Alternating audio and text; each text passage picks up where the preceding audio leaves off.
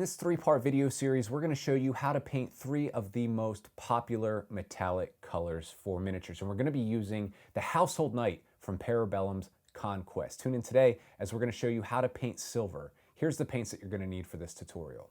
Warpaints Metallics Gunmetal, Plate Mail Metal, Shining Silver, and of course Quickshade Dark Tone. As you can see here, I already began painting the model, like the skirt on the horse, the cape, the fur, the tails, and of course the horse's fur there. I primed the model with color primer Pure Red just to showcase how well our metallics cover.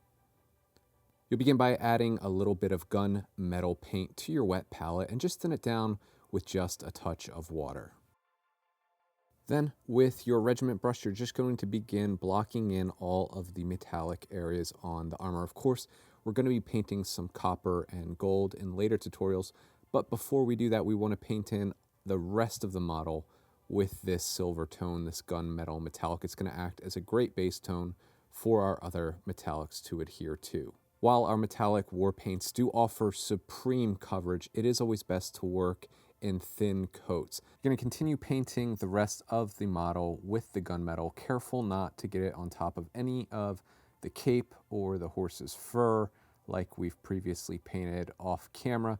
It's always good to work with thinner paints. Yes, our paints do have very fine metal flake and offer fantastic coverage, but you don't want to obscure any of the fine detail on the model. You're just going to go around the entire model, basically coloring in the numbers here with your gunmetal paint. Now we're just going to apply the gunmetal to the tip of our Household Knight's lance here. Careful not to obscure any of the detail on these finer bits here, especially when you have a model that meets at a very fine point. You want to make sure that you apply very light coverage of your paint and apply a second or even third coat if you have to, so that paint doesn't crease up and dry on the edges of this sharp point. So take your time, be patient, and apply a second thin coat when you're done here. And with the tip of the spear, the tip of the lance complete, we are finished with our gunmetal and ready to move on to the wash step. We're using Quickshade Dark Tone here. This is a nice, heavy, rich, dark, almost black tone, and we're going to apply this all over the metal bits that we've previously painted in gunmetal. This is really going to help bring out some shading, definition, and contrast to the model. And dark tone is really the perfect tone when you're painting up any darker tones, silver, chrome, or metallic bits like plate mail. As you can see, I'm applying it to the armor of our Household Knight here, being sure to make sure that we get good, even coverage across the model. Don't let it pull up too much. You do want it to pull up in some of the creases and crevices on the model, but not too much. If it does begin to pull, you can always move it around with your brush a bit. Being very fast and loose here, using a large regiment brush, just ensuring that we get good, even coverage of this Quickshade Dark Tone across the entirety of metallic areas on the model.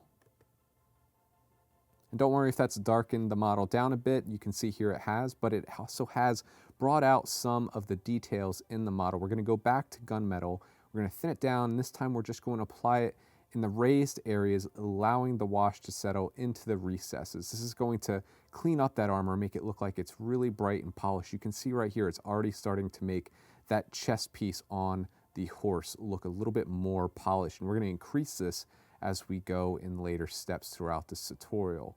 As you can see right here, this gunmetal very thinly right over top, just that one panel there on the horse's armor. You can see how much brighter and almost more reflective this metallic surface appears with that second coat of gunmetal. We're going to apply this across the entirety of the model. Again, careful to ensure that we leave that dark tone in the recesses of the model to keep that definition and shading there. Again, you can see almost how reflective it is when we paint on this round shoulder pad. You can almost see my face reflecting back at the camera there. Just repeat these steps across the entirety of our silver armor.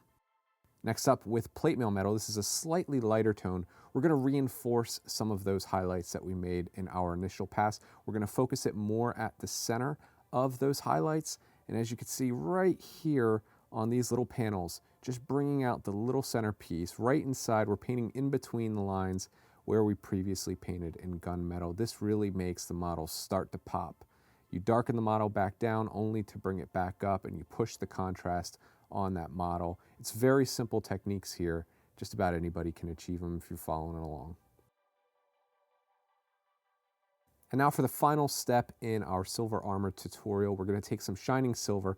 I'm using a character brush now. It's a little bit smaller and very thin paint. And we're just going to apply this on the edges of the model. This is called an edge highlight, where I'm taking the paint that's on the edge of the brush and just brushing that sideways, that perpendicular edge of the brush across these areas of the model. Of course, I'm going to use the focal point of the brush to trace on some of these finer details that are a little bit harder to get to with that edge highlighting technique.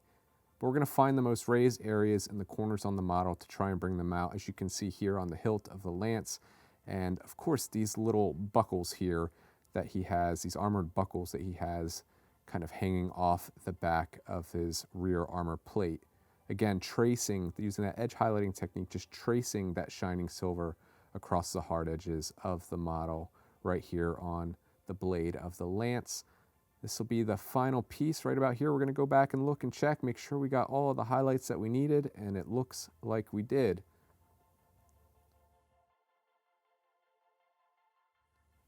Painting silver can be very, very simple. We only used 4 paints here and 4 simple steps, actually 5 if you count our first initial highlight, and I think we're getting some really great results. What's really going to push this model to the next level is when we start applying our copper and gold tones in the later stages. Remember, you can get all of these paints in the brand new Metallics paint set. That concludes our How to Paint Silver Armor tutorial. Tune in to our next installation where we're going to show you how to paint copper armor. We're going to use all the paints from the Metallics paint set. You can find this set at your friendly local game store, online at www.thearmypainter.com, or from your favorite online retailer such as Amazon. I hope you enjoyed this tutorial as much as I did. Remember, the magic in miniature painting is that it can be as simple or as challenging as you want it to be. But with the right techniques, you're sure to achieve some great results. We'll see you next time.